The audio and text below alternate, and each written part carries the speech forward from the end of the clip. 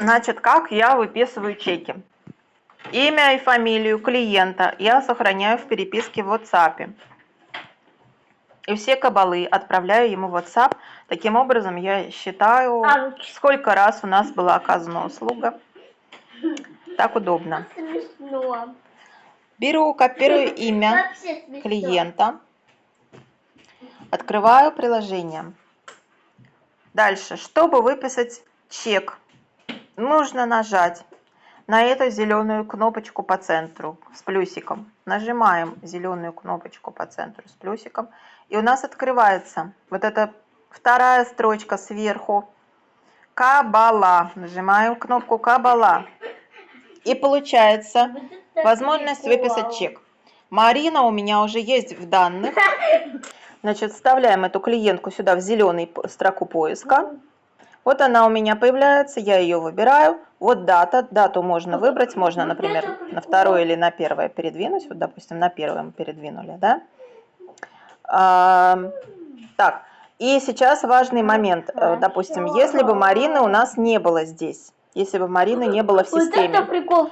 я бы нажала вот эту черную надпись сверху, вот эту кнопочку, где черная надпись, как называется, вот так нажимаешь, и вот сюда вводишь вот имя, сюда вводишь телефон. Больше я ничего не ввожу, никаких почт, ничего. И вот здесь нажимаешь зеленую кнопочку «Сохранить», вот эту вот, которая выделенная кнопочка, и так клиент сохраняется в системе. И в следующий раз его просто можно вносить в строку поиска. Так, все, закрываем. Значит, допустим, мы выписываем чек вот этой Марине, допустим, да? И мы нажимаем, вот это дальше важная следующая строка, как вам заплатили вот этим черным. Короче, нажимаешь зеленую кнопочку вот эту. И важное примечание, если вам заплатили наличкой, вы выбираете вот здесь Мезуман. Мезуман, да? Если вам заплатили битом, вы выбираете первая буковка алиф после мезумана. Допустим, она перевела деньги по биту. Здесь я просто пишу сумму в шекелях. Допустим, 200. Здесь я пишу свою услугу и суй по ним массаж лица. У вас может быть что-то другое. Дальше я нажимаю вот эту зеленую кнопочку. И появится возможность предпросмотра. Я здесь не нажимаю, чтобы у меня чек уже не выписался, потому что иначе я волнуюсь, что он может сохраниться где-то.